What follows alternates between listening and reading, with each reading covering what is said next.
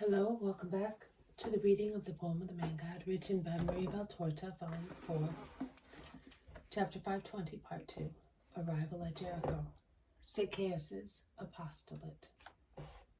It is absolutely necessary to obey. The people press against one another in order to open out, and Zacchaeus comes forward, flushed with fatigue and blushing for joy. And he tries to tidy his ruffled hair, his unbuttoned garment, and his belt, the tassels of which are around his back instead of being in front of him. He looks for his mantle. Who knows where it is? It does not matter. He is by now in front of Jesus, stooping to pay his respects to him. It is impossible for him to do more than that, as he has hardly enough room to bend a little. Peace to you, Zacchaeus. Come here, that I may give you the kiss of peace. You deserve it, says Jesus, smiling, a really cheerful, juvenile smile that makes him look rejuvenated. Oh, yes, Lord, I did deserve it. How difficult it is to reach you, Lord, says Zacchaeus, raising himself up as much as possible on the tips of his toes to be at the level of Jesus, who bends to kiss him. As he does so, his face appears to be bleeding because of a scratch on his right cheek, and one of his eyes is bruised, probably because of a thrust of an elbow on his eye socket. Jesus kisses him and then says, "But I am not rewarding you for this effort, but for the others you have made, unknown to many people, but known to me. Yes, it is true. It is difficult to reach me, and the crowd is not the only obstacle. And it is not even the most difficult obstacle one finds to meet me. But all people who have almost carried me shoulder high, the most difficult, the most composed obstacle, and which is always recomposed after one tries to destroy it or overcome it, is one's ego. I did not seem to be seeing, but I saw everything, and I evaluated everything, and what did I see?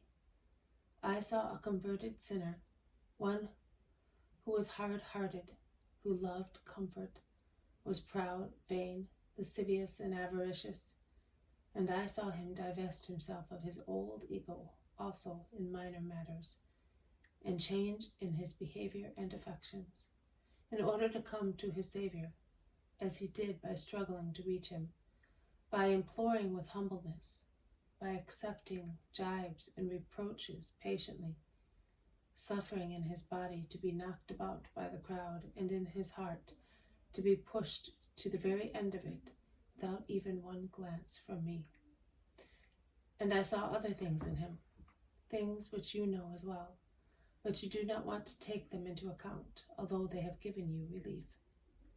You may say, "How do you know them, since you do not live among us?"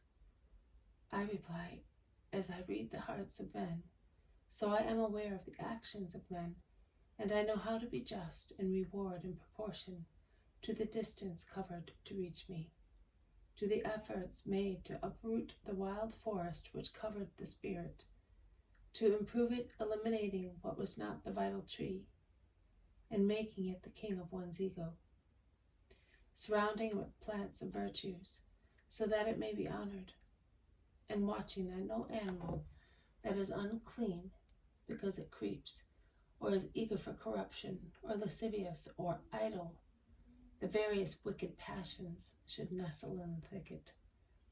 But this spirit of yours should be inhabited only by what is good and capable of praising the Lord.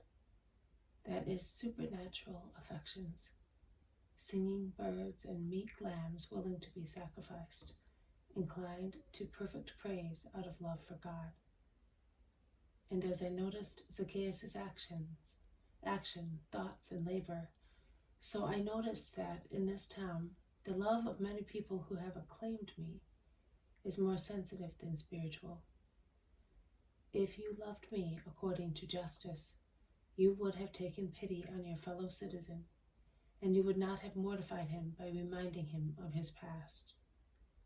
That past that he has canceled, and God does not remember, because he does not go back on forgiveness granted. unless man sins again. And he is judged again only for the new sin, not for the one already forgiven. Now I say to you, and I give this as a subject for meditation at night, that true love for me does not consist in acclamations, but in doing what I do and teach, in practicing reciprocal love, in being humble and merciful, bearing in mind that your material part was made with only dust, and that dust always has an attraction for mire, and that consequently, if so far what in you is the strength that has held you up above the mire, the spirit has never known defeats, and that is impossible because man is a sinner and God only is without sin. In future, your spirit might have to admit defeats, and in greater number and gravity than those of the old sinner now reborn to grace. In fact, through grace he has become juvenile and new, just like a newborn baby. Within his favor, the humility deriving from his recollection of having been a sinner, and the firm will to do during the rest of his lifetime as much good as is necessary to fill a long life entirely consecrated to doing good, and thus make amends, and with full and overflowing measure, for all the wrongs he may have done. I will speak to you tomorrow. I have said enough for this evening.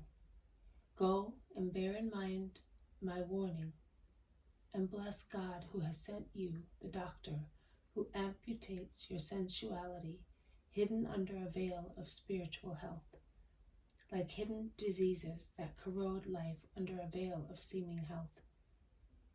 Come, Zacchaeus. Yes, my lord, I have only one old servant, and I will open the door myself, and with it my deeply moved heart. Oh, how moved it is because of your infinite goodness. And after opening the gate, he lets Jesus and the apostles go in, and leads him towards the house through the garden, now turned into a kitchen garden. The house also has been stripped of all superfluous items. Zacchaeus lights a lamp, and calls the servant. Here we are. The Master is here. He will be sleeping here with his apostles, and we will have dinner here. Have you prepared everything as I told you? Yes, I have, with the exception of the vegetables, which I will boil now.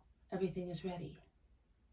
Change your clothes then, and go and inform those I told you that he is here, and ask them to come. I am going, Master. May you be blessed, Master, as you are letting me die a happy death. He goes away.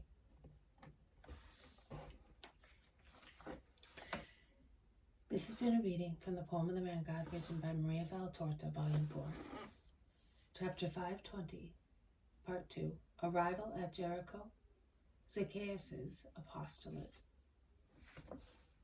Thank you for listening. I will see you tomorrow. May God bless you, and may peace be with you.